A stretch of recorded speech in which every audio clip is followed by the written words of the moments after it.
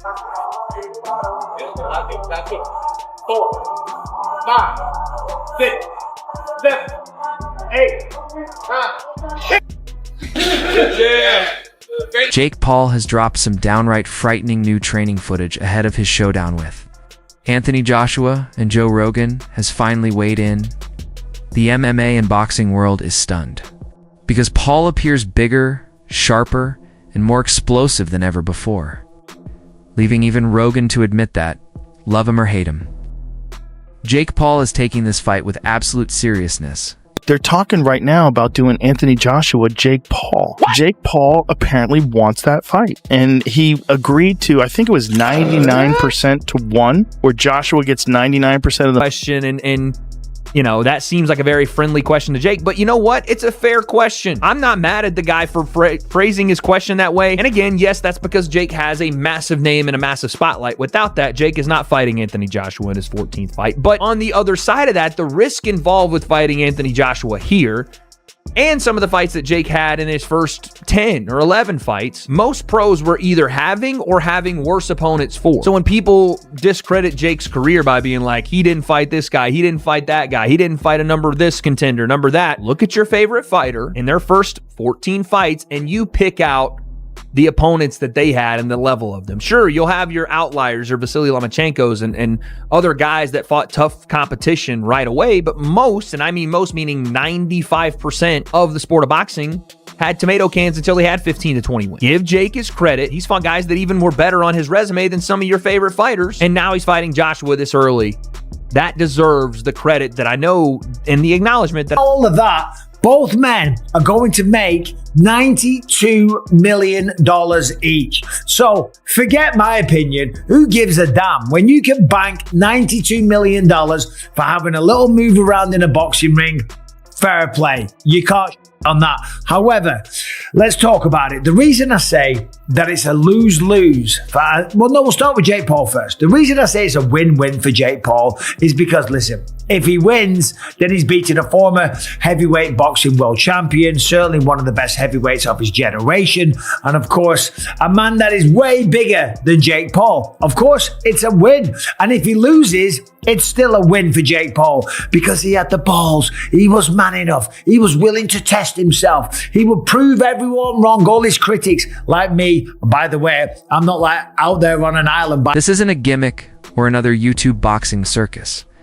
This is Jake Paul preparing for a legitimate heavyweight challenge. And Joe Rogan says the footage makes that crystal clear. Everyone immediately noticed the transformation. Paul is massive, with serious muscle, powerful density, and a frame no one would expect from a fighter who started on YouTube. Rogan called the change insane, a clear signal that Paul understands the danger ahead. Anthony Joshua isn't a joke. He's a two-time heavyweight world champion who has knocked out giants. And Jake is showing the world he knows exactly what he's walking into. At all. It's like night and day. So now I'm going to talk about the rules of this fight, and I'll give you my prediction, which is going to shock a lot of people after this. So, what are the rules? The bout will take place at a heavyweight, obviously. It's going to be 8 3-minute rounds. You might think, well, that's better for Jake Paul, and I'm thinking, not really. It's better for Anthony Joshua because he's just going to go all out for them 8 3-minute rounds. And imagine that. Anthony Joshua blasting at you, 6'6", whatever he is, 250 pounds, throwing big bombs at you. But anyway, both fighters will be using 10-ounce gloves for the duration of the contest. Why have they got that? It says both fighters will be wearing 10-ounce gloves for the duration of the contest. What do you expect? Them to take them off halfway through and switch them to 12s.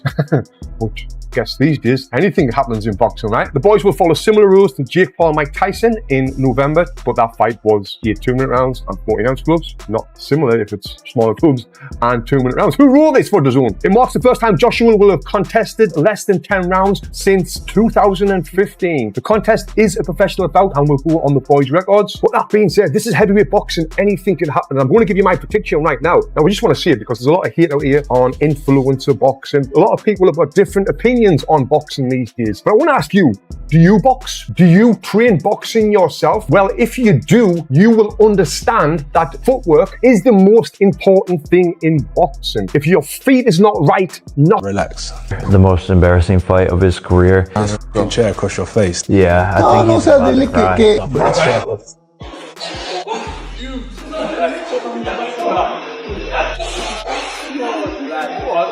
What?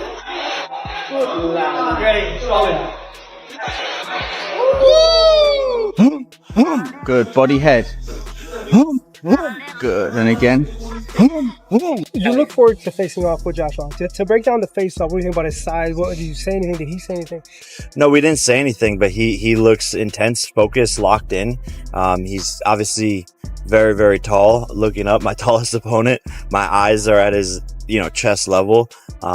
But yeah, he's locked in. I'm locked in. I don't think there's fear in his eyes or in my eyes. Yeah, Jake, tell us the difference between your face-off with Gervonta, where you're a head taller looking down, and now looking up at Joshua. No, it's surreal. All of it is very, very funny. And my neck started to hurt after looking up for a little bit. But this is what we signed up for, and he's very tall, but that means I can use... Shocked Joe Rogan the most, however, was Jake Paul's speed at this new size. The footage shows him moving in and out with surprising sharpness, firing explosive combinations, unloading massive body shots, and perfecting the signature overhand right that has ended so many opponents. Rogan noted that while Paul remains the underdog, this is the most physically imposing version of him we've ever seen, instantly making the fight intriguing. The clip also highlights Jake's strategic preparation for Anthony Joshua, showing him slipping jabs, stepping off at angles, and relentlessly working to close distance safely, with Rogan emphasizing that the only way Jake can win is by turning the bout into a war. I don't know what he thinks, but what he does do is he markets himself in the space that he operates in. I don't get this Jake Paul or Logan Paul phenomenon, but I'm not the audience. It doesn't matter what I get.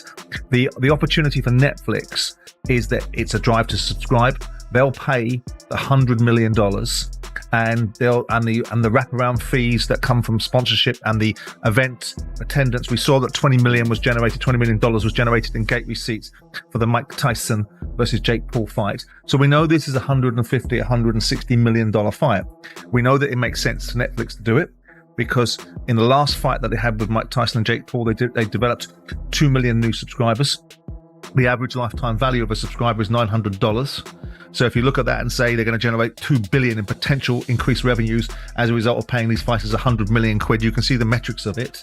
They're also retaining their base. They're also moving content into a different space, which is sport. So it all makes sense. It's like the mobile phone industry I knew very well. Used to sell phones for nothing so people could get the airtime, and the airtime was where the money is. The content delivery is where the subscribers go to, and then they pay their subscription. So we all understand the model. As far as the fight is concerned, oh no, don't be silly.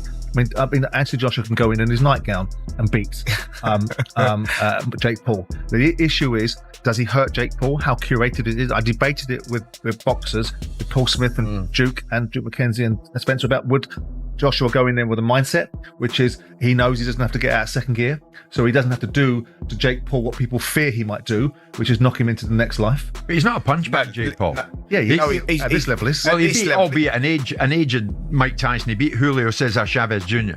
Mike Tyson, when we went out there to do that fight, and Simon gave me a lot of stick for it because I was saying Mike Tyson was actually going to put an end to this Jake Paul phenomenon that was going on. And when Mike Tyson got out the car, when we hit Texas, he climbed out the car and he could barely walk, Jim. He struggled to get up the stairs. I knew that I was in trouble for making those comments. I knew that. I sold the fight and I shouldn't have sold the fight. But this one, Anthony Joshua needs to keep his career alive. And by doing that, he has to get rid of Jake Paul very, very... Taking this fight. Fans don't respect what he's done in the sport already. He's an Olympic gold medalist, two-time unified heavyweight champion of the world. I sort of sympathize with him because I feel like if he doesn't beat him quicker than he beat Francis, people are just going to write it off. I'll ask you bluntly, have there been any discussions about there's an agreement, there's a secret contract? Have any of those discussions happened regarding this fight? It's an 8-round professional fight. AJ wouldn't have taken it if that was the stance it had to be, if it was an exhibition, if it was you've got to hold him up for 8 rounds. It wouldn't suit Anthony Joshua. Anthony Joshua is going in there to knock out Jake Paul. But if I can beat Jake Paul, then excuse my French, what the fuck is Anthony Joshua going to do to Jake Paul? I think my dad said that AJ could beat him with his prick, and I completely will back that up. Even if AJ had a broken arm in there, it still wouldn't go past a minute. To be quite honest with you, and as a safety aspect,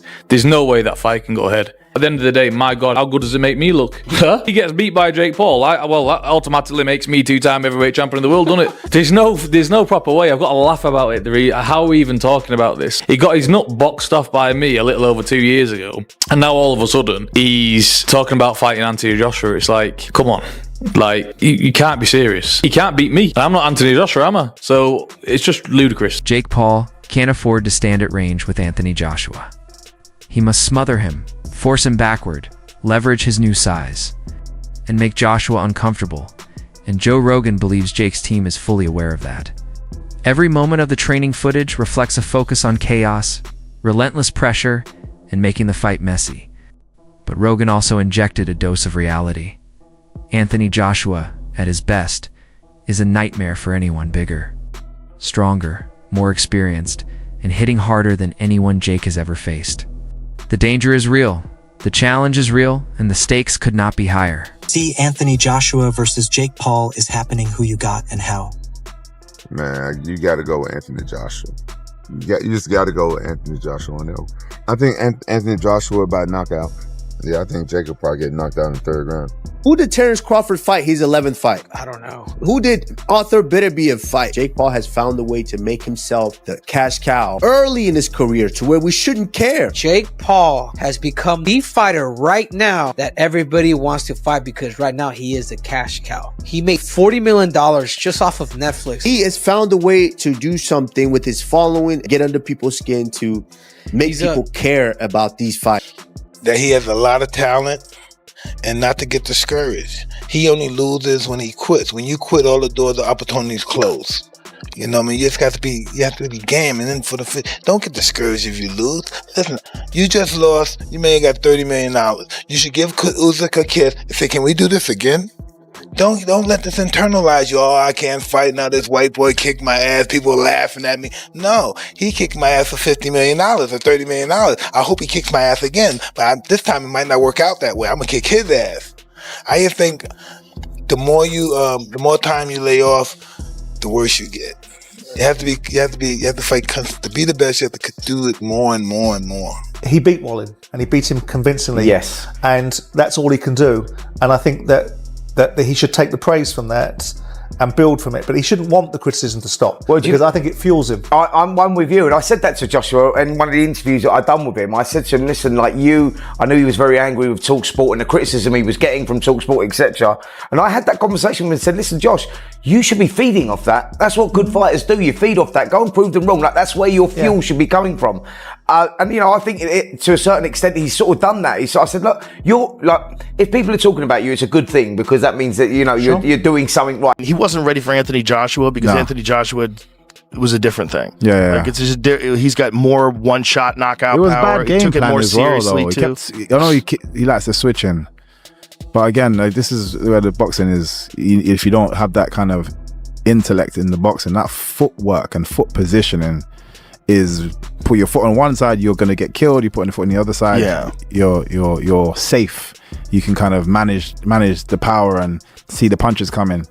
But he kept switching stances by just leaving himself in just the wrong positions. Yeah, he wasn't ready. Wasn't for a guy like Joshua. Wasn't ready. There was a lot of hype off the Fury fight. Also, Joshua got to watch him box in the Fury fight, see some patterns. Fury, I think, probably took him lightly. Yes, I think so. He's one of the greatest of all time. This guy's never had a boxing match. At the beginning of the fight, he's like, time to go to school. If Jake Paul gets caught early, it could be a brutal finish.